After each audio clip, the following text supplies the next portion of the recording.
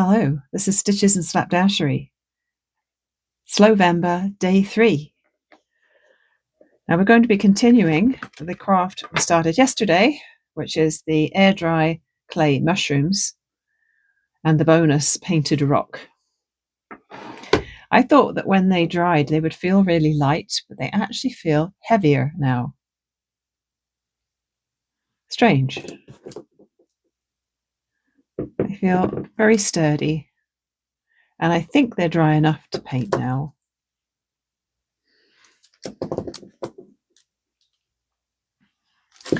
I'm going to start with adding some Mod Podge to this guy. And I'm thinking I should probably pour a little out into my palette here.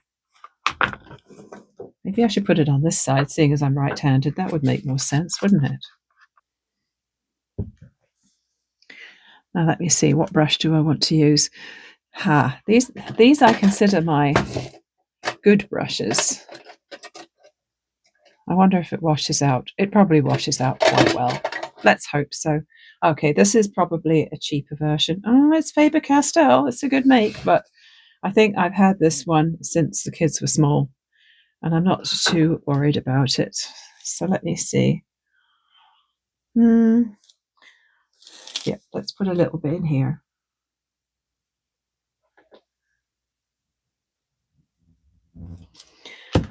I'm sure it's like a water-based glue in that it will wash out of the brush soon enough.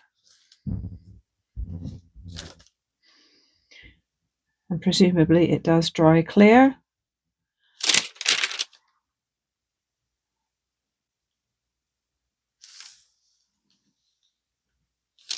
Probably should have done the sides before I did the top, so I had something to hold on to.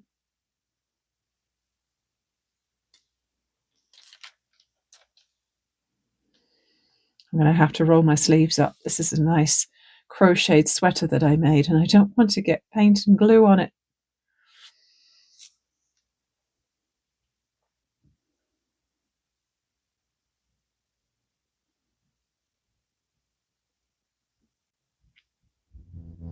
Getting slippery.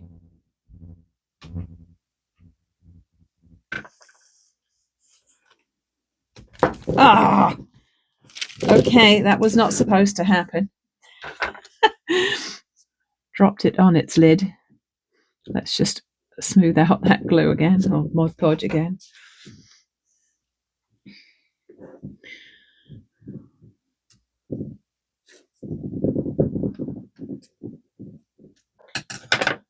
I think I'm just going to do all these as toadstools because I love the bright red of it all. So I think I'll start with the white because I'm going to do the stems and the undersides first. I better not mix up my white acrylic with my glue, had I? My Mod Podge, I keep calling it glue. It looks like glue.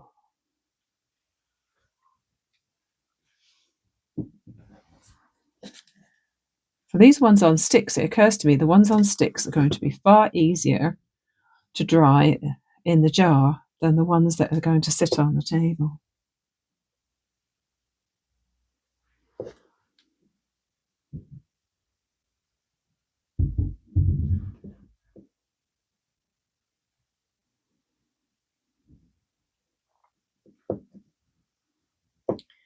Now yesterday with my rock, I did 2 coats of the red. But I think with these mushrooms, I'll probably only do 1 coat of the white, because if this natural colour shows through, I think that's actually going to be a good thing for the underside of a mushroom.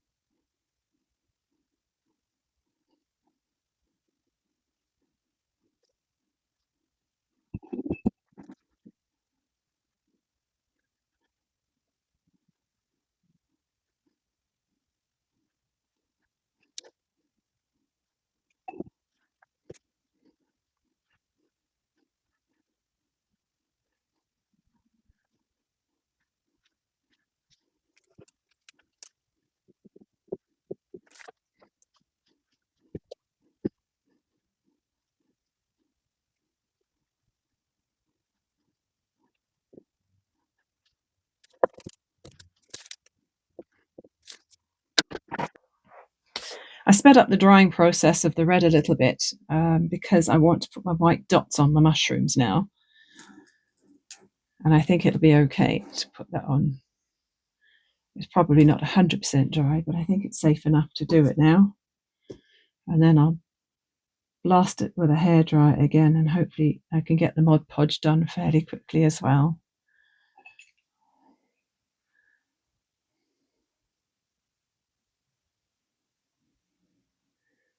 Yep, this pencil eraser is a great way to get perfect dots, if you want perfect dots. Of course, they don't have to be perfect. One of the things about mushrooms is they're perfectly imperfect. And where my clay is not particularly smooth or the paint is not particularly even because of the wrinkles in the clay, I think that just makes it look more like a real mushroom.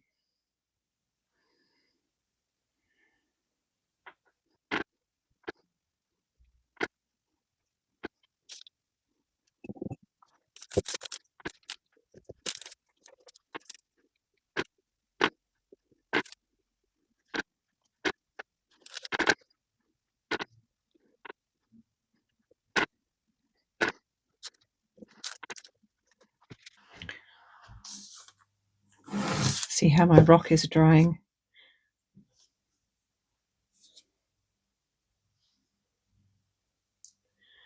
The Mod Podge is looking a little patchy around the side, and maybe I just put a little bit extra on there. Actually, it feels dry though. Okay, so you've obviously got to be careful with the Mod Podge not to leave it too chunky because it's not drying nicely like it does. It's done on the top. The top looks great, it just looks a bit mucky on the side. I think that's really cute.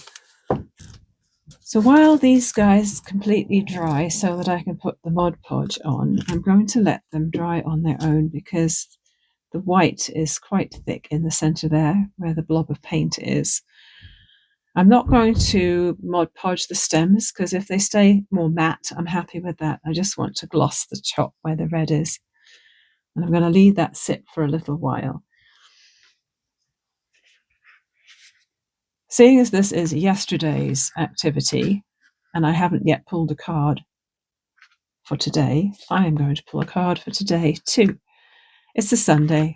I got lots of time. So this one says, make homemade bread with a hint of pumpkin and pumpkin seeds. Well, that's fortuitous because I actually have pumpkin seeds because I went to the bulk food store yesterday and I bought a ton of seeds and dried fruit ready for making fruitcake for Christmas and mincemeat for Christmas. And I love putting pumpkin seeds in my breakfast. So I have that. I also have some canned pumpkin in the cupboard. So I am going to go and make some bread. I'll show you how it turned out and come back and finish off these a little bit later.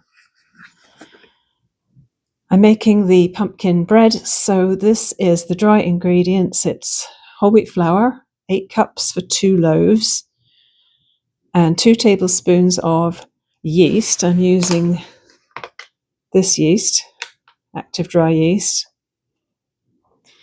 and 2 teaspoons of sea salt and a cup of pumpkin seeds. I'm basically adapting my basic bread recipe just to add in the pumpkin components. Normally I would add 4 cups of warm water. I heat it in my kettle to 40 or 50 degrees Celsius so that it's nice and warm for the yeast.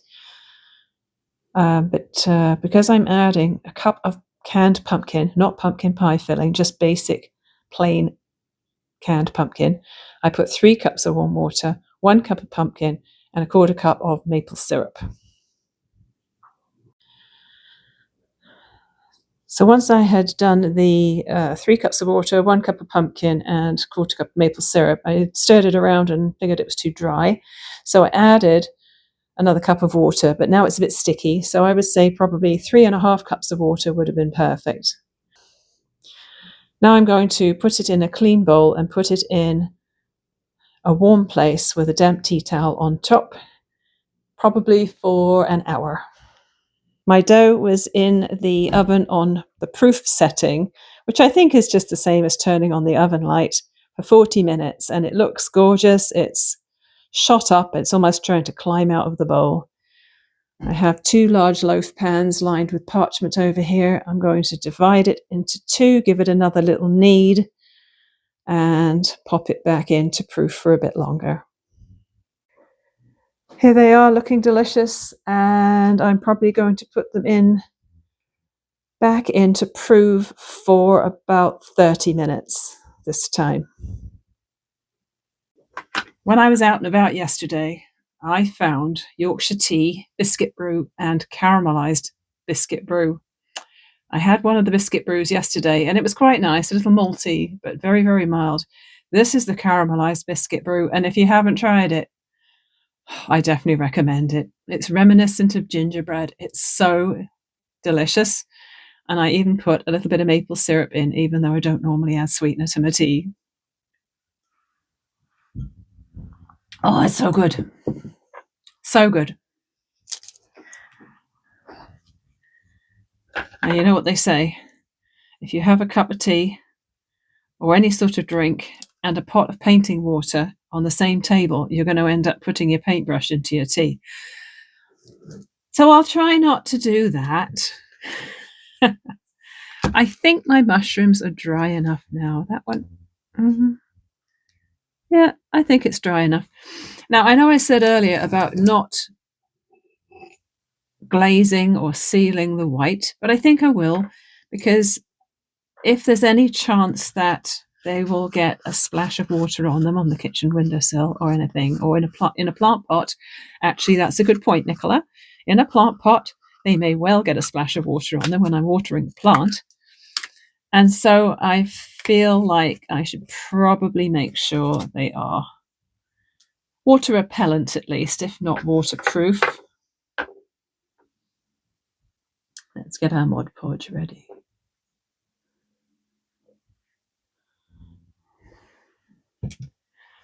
The nice thing about the excess Mod Podge was I was able to scoop it up on the brush and put it back in the jar earlier. So that worked. It didn't go to waste. I'm trying something different with the microphone today. I actually have it on this little tiny tripod on my left. You can probably see the leg of it. Because when I have it attached to my clothing, it tends to get knocked a lot or brushed and makes funny noises. So I'm hoping this is going to work better.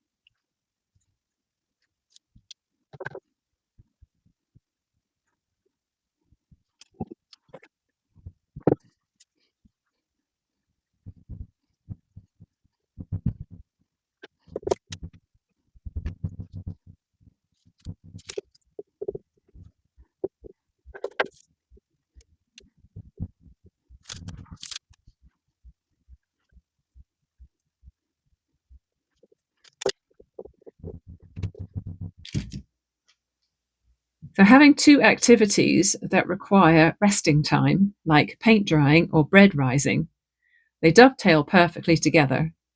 So you can go off and do one while the other one is doing its thing, and it works great.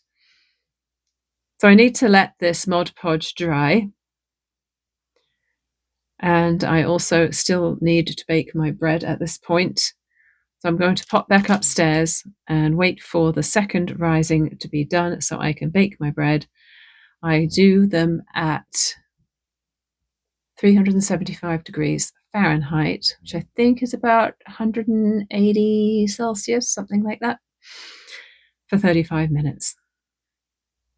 So in the next couple of clips, you should see finished toadstools and finished loaves. The benefit of having a moister dough is that it rises really well and really quickly. These are only in for about 16 minutes, and they got huge. So I pulled them out and I am preheating my oven. So they'll get about 10 more minutes of rising time while the oven preheats. But I think they're going to be good. Look at this spread. It is browned and beautiful. I did brush it with a little bit of soy milk before it went in the oven. And it smells and looks delicious.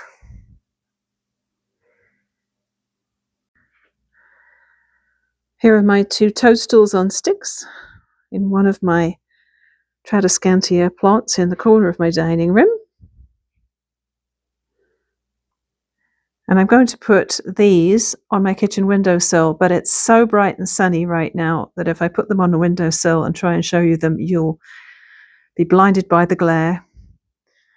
But I'm really, really pleased with how these worked out.